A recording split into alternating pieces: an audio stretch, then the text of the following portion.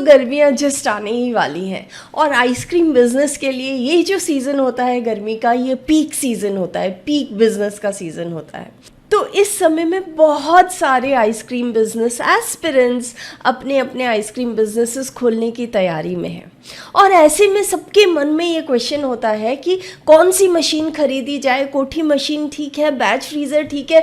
Batch freezer अगर ख़रीदना है तो उसको ख़रीदने से पहले कौन सी ऐसी बातें हैं जिनको ध्यान में रखा जाए, या वो कौन से क्वेश्चंस हैं जो कि हम बैच फ्रीज़र के वेंडर से पूछें।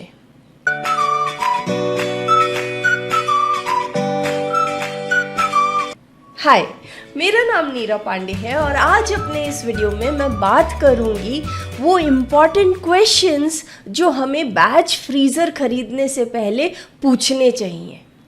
तो चलिए देखते हैं वो क्या क्वेश्चंस हैं।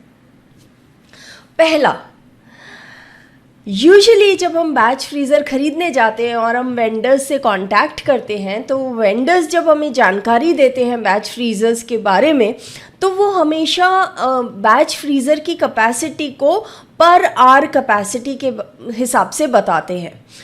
लेकिन इम्पॉर्टेंट यहाँ पे ये है कि हमारे लिए एज अ बिज़नेस ओनर एक बैच फ्रीज़र की पर आवर आउटपुट कैपेसिटी जो है वो इम्पॉर्टेंट नहीं है। मतलब कि 1 घंटे में ये बैच फ्रीज़र कितनी आइसक्रीम बनाता है वो इम्पॉर्टेंट नहीं है। हमारे लिए इम्पॉर्टेंट ये जानना है कि एक साइकिल कंप्लीट करने में ये बैच फ्रीज़र कितना टाइम लेता है। जैसा कि आप लोग जानते हैं, मैंने अपने पिछले कुछ वीडियोस में ये बात कवर की है कि एक बैच फ्रीज़र वो अच्छा होता है जो कि एक साइकिल कंप्लीट करने में कम टाइम लगाए, 20 मिनट, 25 मिनट, हद से हद 30 मिनट। ओके तो जब वेंडर्स हमें आउटपुट के बारे में बताते हैं तो वो बताते हैं कि पर आवर ये बैच फ्रीज़र कितना आउटपुट देता है। फॉर एग्जांपल ये 12 लीटर का बैच फ्रीज़र है और ये 1 घंटे में 24 लीटर आइसक्रीम प्रोड्यूस करता है। इसकी कैपेसिटी 24 लीटर्स पर आवर है। वहीं ये दूसरा बैच फ्रीज़र है, इसकी पर आवर कैपेसिटी जो है वो 15 लीटर्स है। मतलब 1 घंटे में ये 15 लीटर आइसक्रीम प्रोड्यूस करता है। अब इसकी अगर हम एक साइकिल में टाइम रिक्वायर्ड ब्रेक किया जाए तो वो जो 24 लीटर पर आवर की कैपेसिटी वाला बैच फ्रीज़र है वो 30 मिनट में एक साइकिल कंप्लीट करता है। मतलब कि वो 1 घंटे में 2 साइकिल करता है। एक साइकिल में वो 12 लीटर आइसक्रीम बनाता है और इसलिए 1 घंटे में वो 24 लीटर आइसक्रीम बनाता है। ओके अब आते हैं दूसरे वाले पे। ये जो 15 लीटर पर आवर की कैपेसिटी वाला बैच फ्रीज़र है, सपोजिंग ये बैच फ्रीज़र 5 लीटर की कैपेसिटी का है और एक साइकिल ये 20 मिनट में पूरा करता है और इसलिए 1 घंटे में ये 3 ऐसी साइकिल कंप्लीट करता है, जिसके कारण इसका पर आवर का आउटपुट जो है वो 15 लीटर है।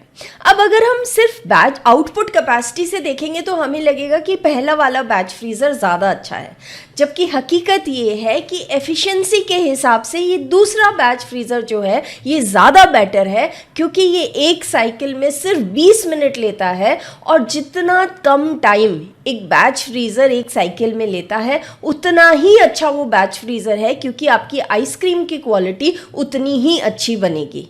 तो फिर आपको जब ये चॉइस दी जाती है या पर आवर कैपेसिटी बताई जाती है बैच फ्रीज़र की, तो ये इम्पॉर्टेंट है कि आप उस वेंडर से ये पूछिए कि एक साइकिल में ये बैच फ्रीज़र कितना टाइम लेता है और वो बैच फ्रीज़र आप चुनिए जो कि एक साइकिल में कम टाइम लेता हो।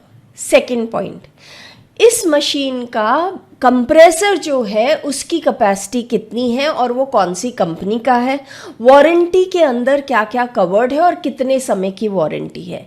जब आपको बैच फ्रीज़र के कंप्रेसर की कंपनी पता चलती है तो आप एक सिंपल सा गूगल सर्च कर सकते हैं और देख सकते हैं कि उसके बारे में रिव्यूज़ कैसे हैं ऑनलाइन।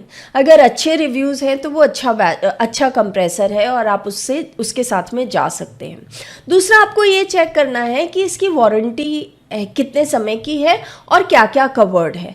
तो उस बेसिस पे आप ये डिसाइड कर सकते हैं कि अगर वारंटी अच्छी है, अगर रिप्लेसमेंट कवर्ड है उस वारंटी के अंदर और रिव्यूज़ भी ऑनलाइन अच्छे हैं, तो फिर वो बैच फ्रीज़र आपके लिए अच्छा है और आप उसके साथ जा सकते हैं।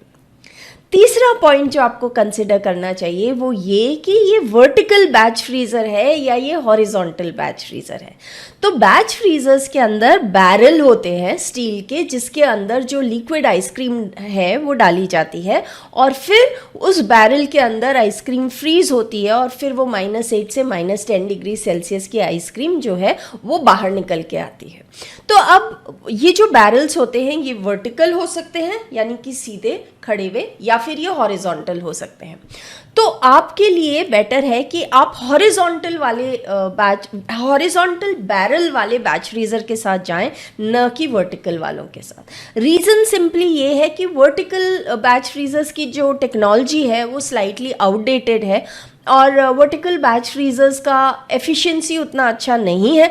हॉरिजॉन्टल बैच फ्रीज़र्स जो है उनकी जो टेक्नोलॉजी है वो लेटेस्ट टेक्नोलॉजी होती है एंड उनका आउटपुट भी अच्छा होता है।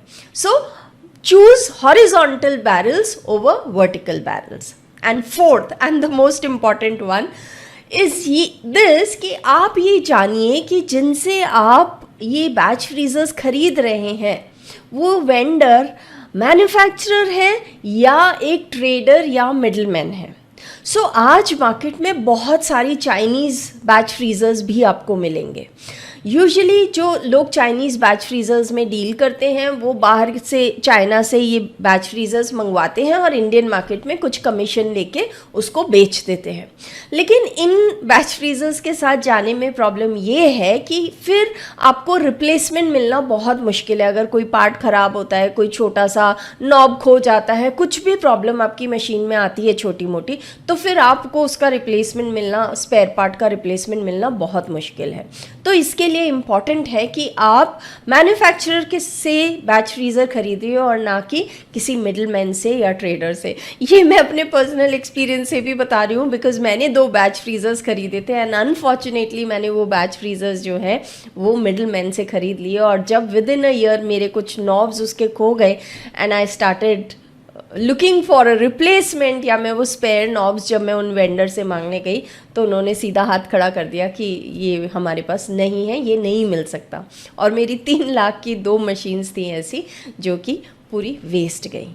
तो ये 4 पॉइंट्स हैं जो आपको ध्यान में रखने हैं जब आप अपना बैच फ्रीज़र खरीद रहे हैं। मुझे बताइए आपको ये वीडियो कैसा लगा, ये इन्फॉर्मेशन कैसी लगी, और अगर आप अपना बिजनेस, आइसक्रीम बिजनेस स्टार्ट करने में कुछ हेल्प चाहते हैं तो मैं आपको बताना चाहती हूँ कि मैं एक मास्टर क्लास करने वाली हूँ। लिंक नीचे दिया हुआ है, आप वो मास्टर क्लास अटेंड कर सकते हैं और आइसक्रीम बिजनेस के बारे में जानकारी ले सकते हैं। तो अगर वीडियो पसंद आया हो तो लाइक करना, शेयर करना ना भूलिए, चैनल को सब्सक्राइब करिए। मिलते हैं नेक्स्ट वीडियो में फिर से ऐसी इंपॉर्टेंट इन्फॉर्मेशन के साथ। Bye bye.